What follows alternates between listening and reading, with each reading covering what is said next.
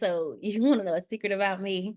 You want to know a secret about me? I love watching these histories or documentaries about people's lives or how products started and how they transform or how they just came to be, how someone had a thought about something and a mission or whatever, and just how it played out. I love watching these documentaries, docu-series, mini-series, whatever you want to call them. They are so freaking good to me because you get so many jewels and so many nuggets. And in them, I'm able to see how marketing played a part of the person's life for their industry, or even just how it played out in carrying out whatever it was, the product or the service that they're coming up with. Right. So, right now, I'm watching this one about Juul, Juul, and it's talking about the intent or the purpose behind what the founders initially had their thought and history behind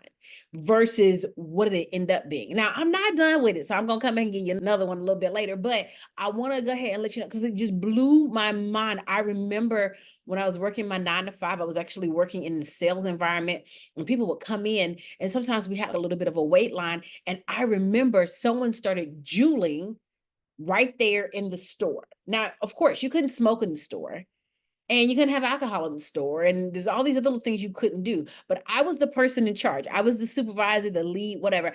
I was the person in charge. We had a line and someone started juuling in the store. Now, they weren't discreetly juuling. They literally would, as the Juul people say, take a hit.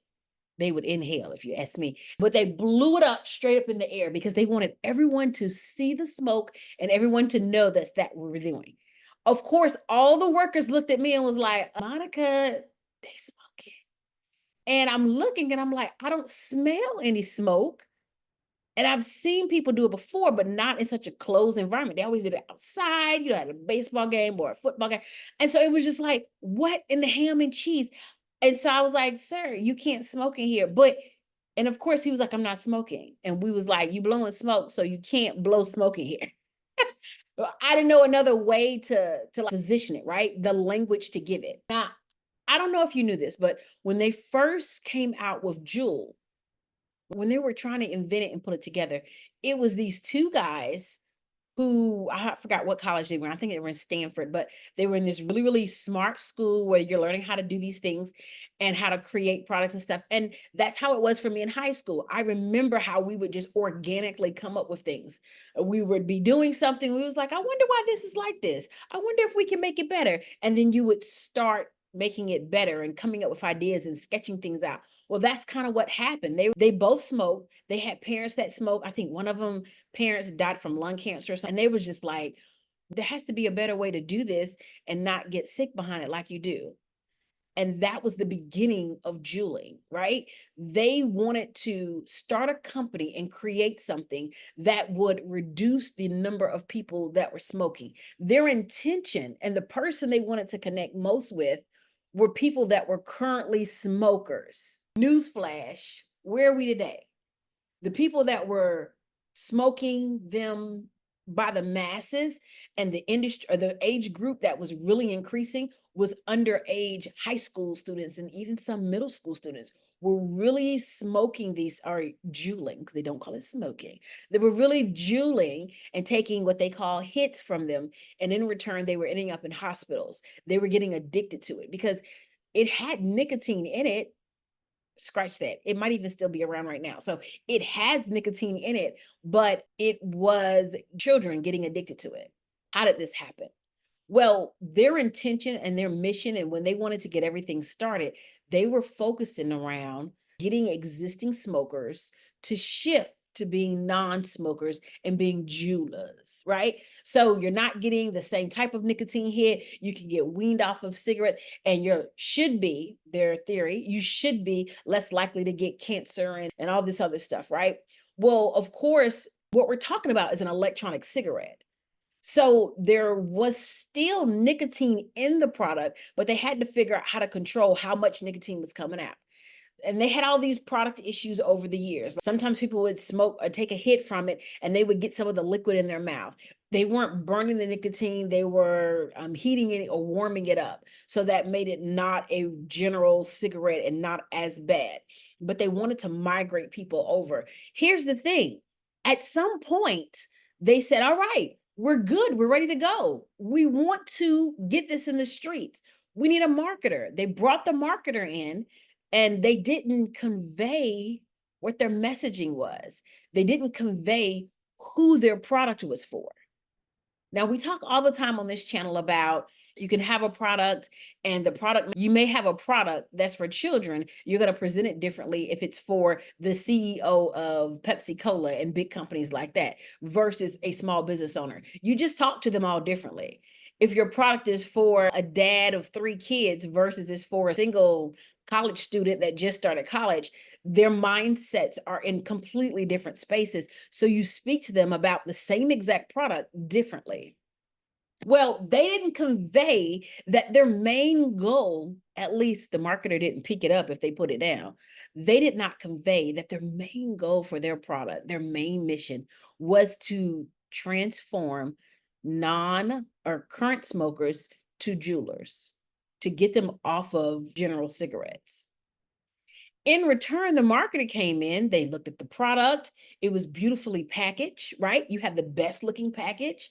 They went and they said, we have this awesome packaging, it looks great, it tastes good, because they had 4 flavors, and they had all the, and so the marketer said, I know how to market this. And they went out and created a marketing campaign. The marketing campaign was all about lifestyle. They showed young people all over 18 having fun, smoking, juuling. They were at parties, they were skateboarding, they were living everyday life, but they had the Juul with them. In return, over years, of course, because their commercials were so cute, their social media was so cute, what ended up happening?